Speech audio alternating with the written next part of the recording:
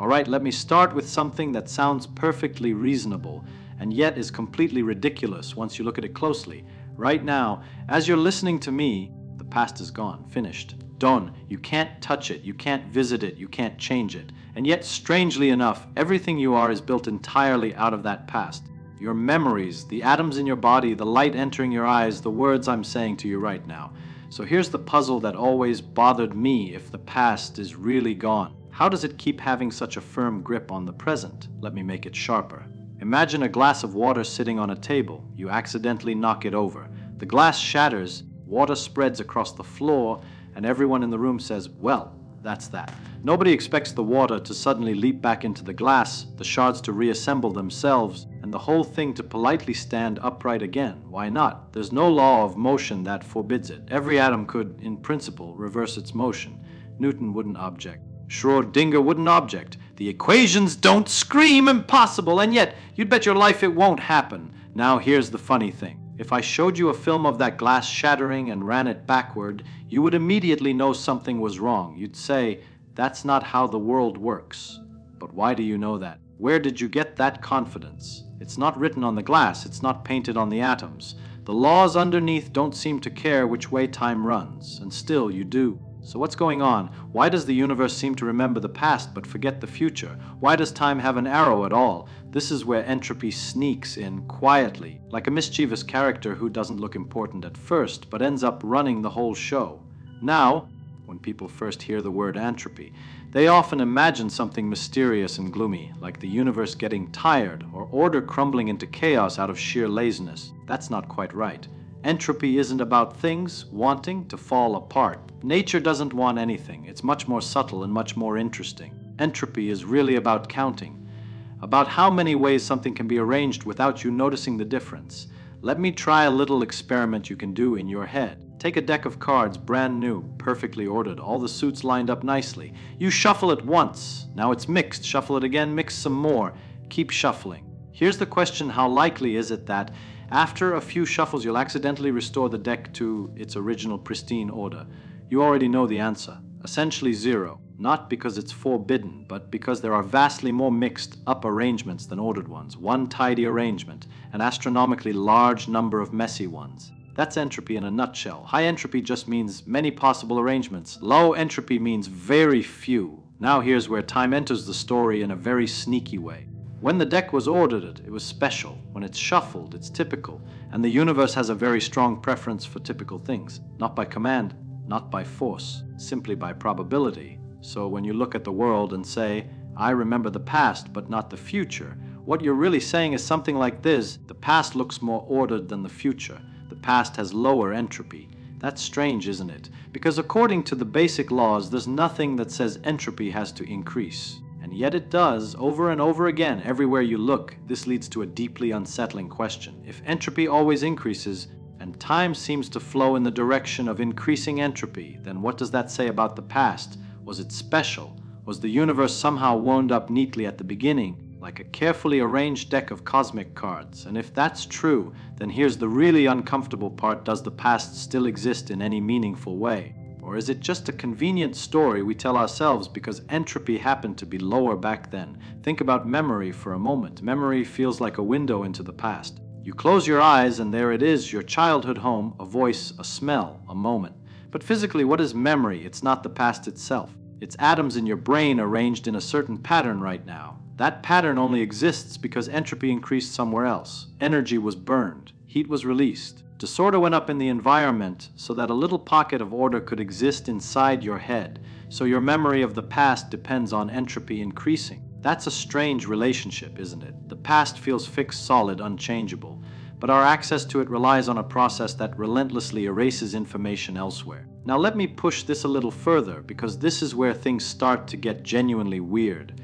Imagine you wake up in a room you've never seen before. The furniture is smashed. Papers are scattered everywhere. There's a broken window. You immediately invent a story something happened. Maybe there was a struggle, maybe a storm, maybe an accident. You never, not for a second, think, the room must have spontaneously assembled itself into this mess from a neat, orderly state. Why not? Because disorder looks like the future of order. Not the other way around. But that assumption is entirely built on entropy. So here's the paradox. We think of the past as something that exists more firmly than the future. But all the physical evidence we use to justify that belief, memories, records, fossils, photographs, light from distant stars, is itself just present-day matter arranged in a way that strongly suggests a low-entropy history. In other words, the past is inferred, reconstructed, deduced, which raises a deliciously uncomfortable question: is the past something the universe actually preserves, or is it simply the most economical explanation for the low-entropy structures we see right now? I remember once thinking about this while watching cream swirl into coffee. You pour it in, it makes these beautiful, delicate white patterns like ghosts dancing through the dark liquid. Give it a few seconds and it's gone. Uniform brown.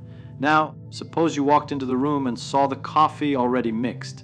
Could you ever be sure that the swirls existed? Or do you just assume they did? Because that's the kind of thing that usually happens. We trust the past because entropy tells us which stories are plausible.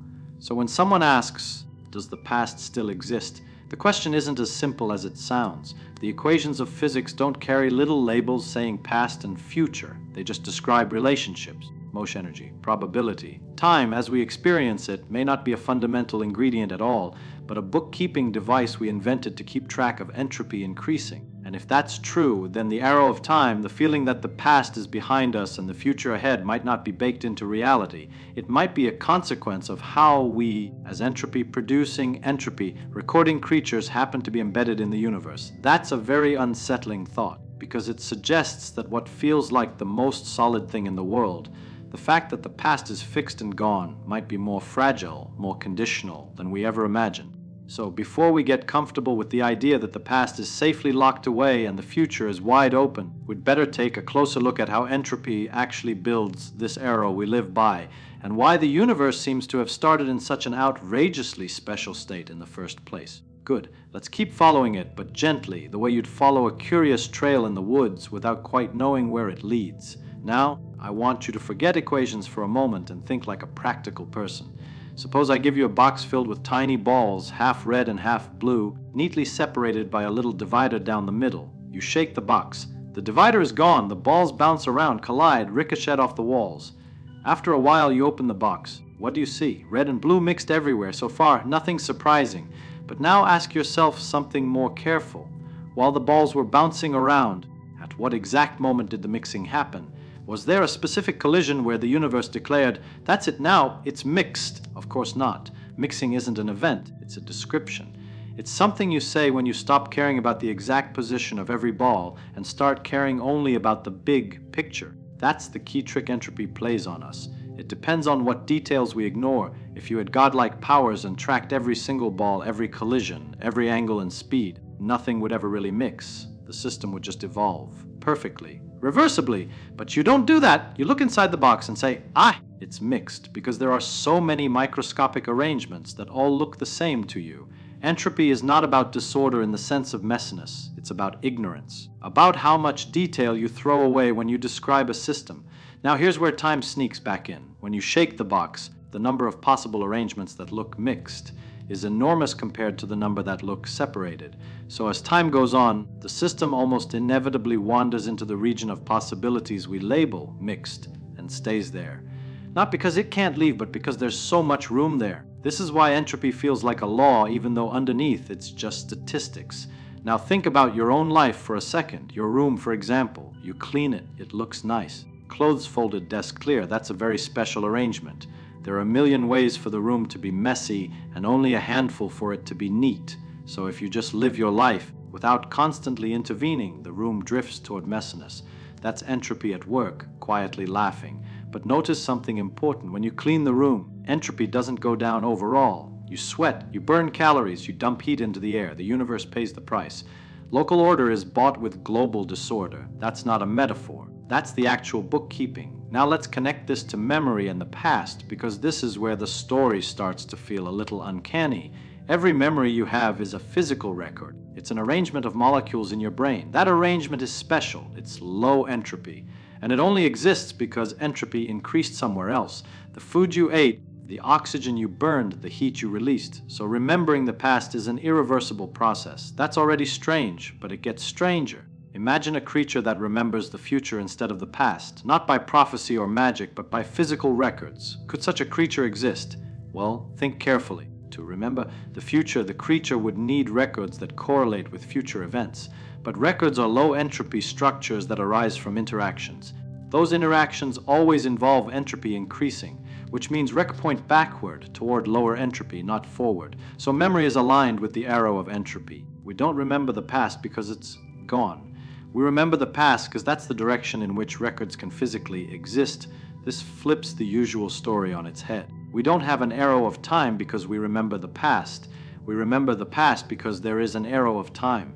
Now let me give you an example that always made me smile. Take a movie of billiard balls colliding on a table. Run it forward, looks fine. Run it backward, also looks fine. You can't tell which way time is going just from the collisions. Now take a movie of smoke dispersing in a room. Run it forward, looks normal. Run it backward, looks absurd. Smoke rushing back into a cigarette, neatly reconstructing itself. What's the difference? The billiard balls are a low entropy system with very few degrees of freedom. The smoke involves trillions upon trillions of molecules, each doing its own little dance. The backward version requires an astronomically precise coordination. Possible, yes. Plausible, no. So when you say, the past feels real, what you're really saying is, the present contains many low entropy records that strongly suggest a particular low entropy history. Fossils suggest dinosaurs. Photographs suggest childhoods. Light from distant galaxies suggests ancient stars. But all of these are present facts. The past itself is never directly observed. This makes the question, does the past still exist, feel less philosophical and more physical, because physics only ever talks about what exists now and how it changes. Let me push this with a slightly uncomfortable thought experiment. Suppose by some outrageous fluke, the entire universe spontaneously fluctuated into a state that looks exactly like this moment.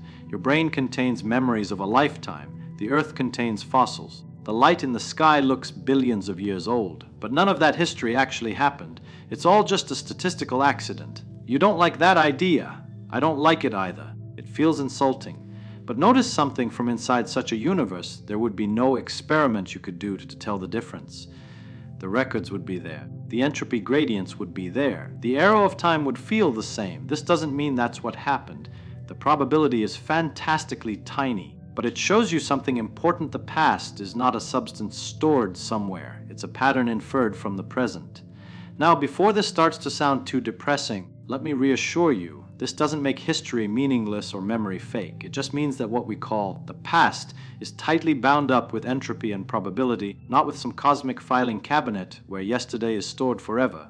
And here's the really curious thing. The entire arrow of time depends on one single fact, that the universe began in a state of extraordinarily low entropy. That's the great mystery. Not why entropy increases, but why it was ever low to begin with, because once you grant that, everything else follows. Stars form, life emerges, brains evolve, memories accumulate, stories get told, all because the universe started off improbably neat. So when you feel time flowing, when you feel the past receding and the future opening up, you're not sensing time itself. You're sensing entropy gradients. You're riding a slope that was set billions of years ago, and that slope determines which way causality feels like it runs, which way memories point, and which direction you call forward.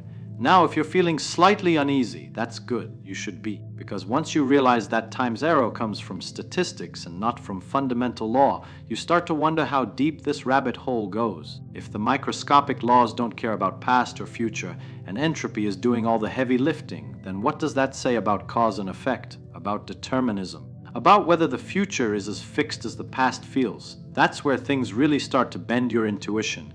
And that's the direction this story naturally wants to go next. All right, now we're standing at the edge where intuition starts to wobble a little, so let's lean into it instead of backing away. Up to now, entropy has been doing something very specific for us. It's been explaining why the world looks irreversible, even though the underlying laws are reversible. But now we have to ask a sharper question. If the microscopic laws don't care about time and entropy only talks about probability, then what exactly is cause and effect? Is the future really being caused by the past? Or is that just another story we tell because entropy happens to increase in one direction? This is where people often start to feel nervous because cause and effect feels sacred. You push a cup, it falls. You don't see the cup fall and then your hand move afterward to explain it. So it feels obvious that the past causes the future. But physics is not impressed by obvious feelings. Let me give you a very simple example. Imagine two billiard balls colliding. One comes in, hits the other, and they fly apart. You say, how? The first ball caused the second to move. But if I ran that movie backward, the collision would still obey all the same laws. In the backward version, you just say the other ball caused the first one to move. The equations don't assign blame, they just relate states. So causality is not something written into the microscopic laws. It's something we infer from patterns that line up with entropy increase. Here's how that works. Causes tend to be simple, low entropy situations. Effects tend to be messy, high entropy situations. A match is a small, orderly object. A fire is a roaring, chaotic affair involving trillions of molecules. We say the match causes the fire because it's vastly more probable for a low entropy situation to evolve into a high entropy one than the reverse. But again, that's probability, not necessity. Now let's connect this to the future, because this is where the question, does the past still exist, starts to flip around and bite us. You feel like the past is fixed and the future is open. But that's not because the past is more real. It's because the past is constrained by records and the future is not. Think about it. There are countless possible futures compatible with the present. But there are very few possible pasts that would leave exactly the records you see now. That asymmetry creates the feeling of fixity. So the past feels rigid because entropy was lower. The future feels flexible because entropy will be higher. Now here's a thought that really upset me the first time I took it seriously. Suppose you knew the exact microscopic state of the universe right now. Every particle, every field, every quantum phase. In principle, you could calculate the future and the past equally well. The equations don't prefer one direction. So why do we talk as if the past is settled and the future uncertain? Because we don't know the microscopic state. We know macroscopic facts, and macroscopic facts throw away information. That information loss aligns with entropy increase. In other words, uncertainty about the future and certainty about the past come from the same source, ignorance. That's deeply counterintuitive. It feels like the future is uncertain because it hasn't happened yet. But from the point of view of physics, hasn't happened yet is not a technical term. It's a psychological one. What's really happening is this entropy increasing means information about microscopic details is being smeared out into correlations we don't track. That makes forward prediction harder and backward reconstruction easier, given the same macroscopic data. So the future isn't open because it doesn't exist. It's open because we don't have records of it.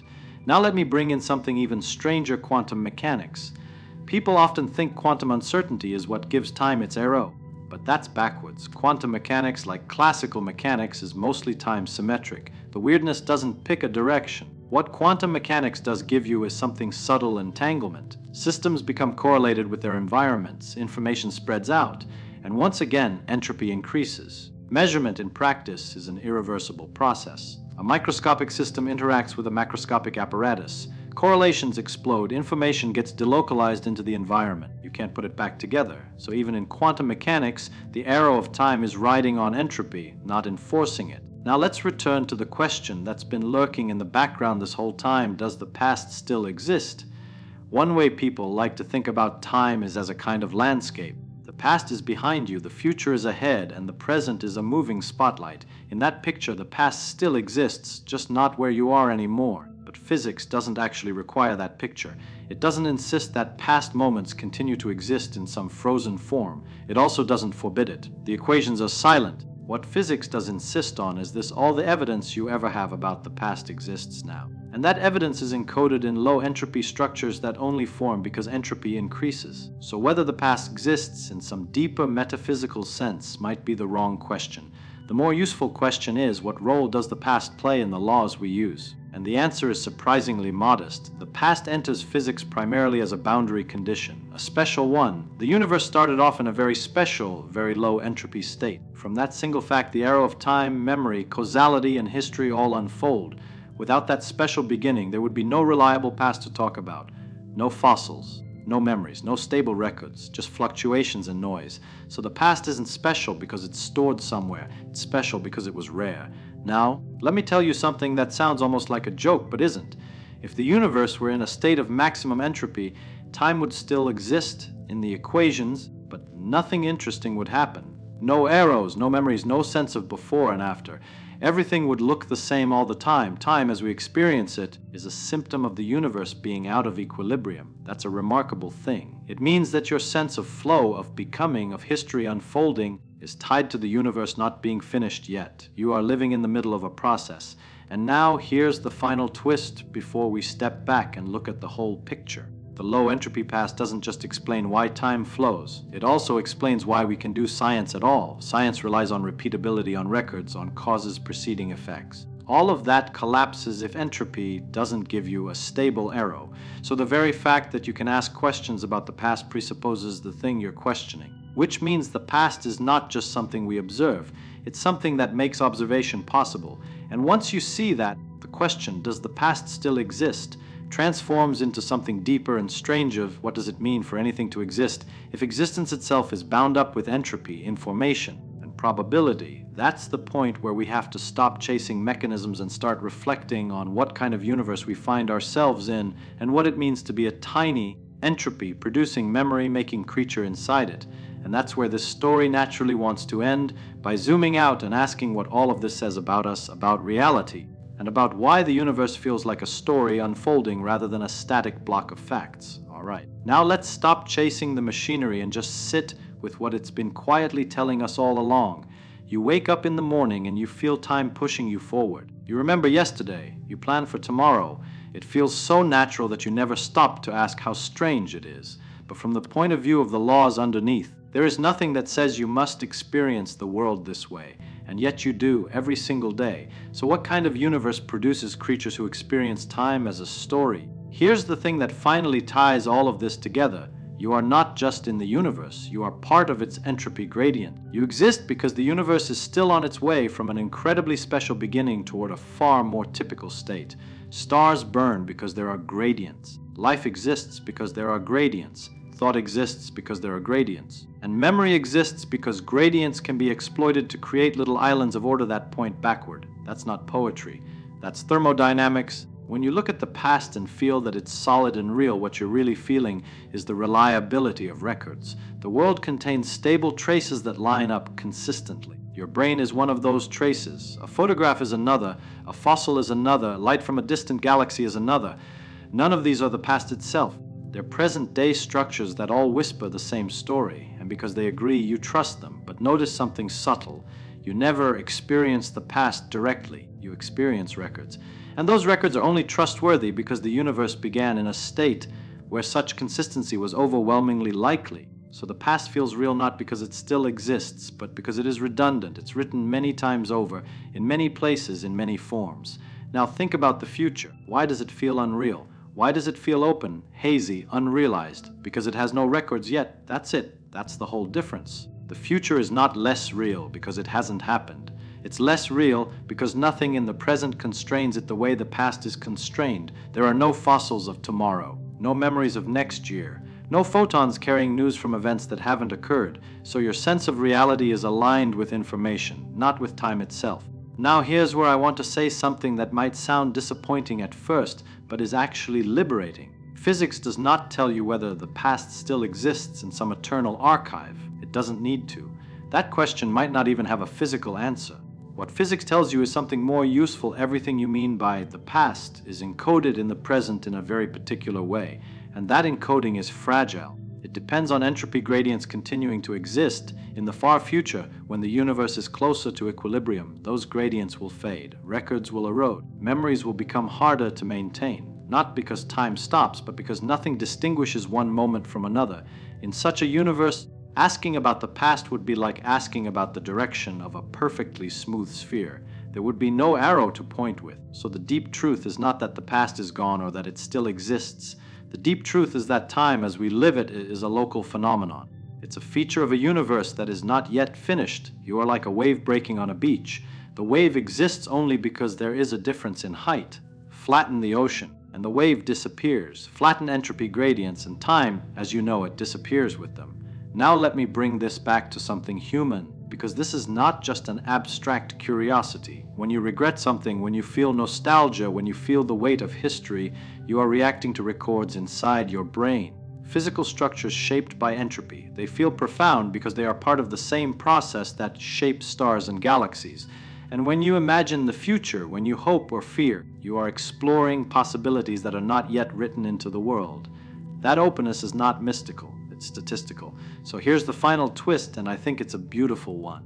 The past feels fixed not because it's carved in stone, but because it's already been paid for. The entropy cost has already been incurred.